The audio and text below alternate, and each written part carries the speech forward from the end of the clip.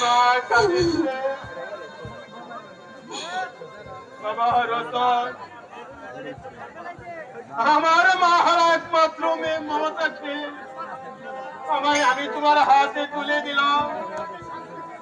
তুমি তাকে শান্তিতে রেখো বাবা তুমি তাকে শান্তিতে রেখো এসো মমতা সময় তো অনেক পার হয়ে গেছে এবার আমরা চলি আমি তোমার বধূ তুমি আমার স্বামী খোদার পরে তোমায় আমি করব আমি তোমার বধূ তুমি আমার স্বামী খোদার পরে তোমায় আমি করব মা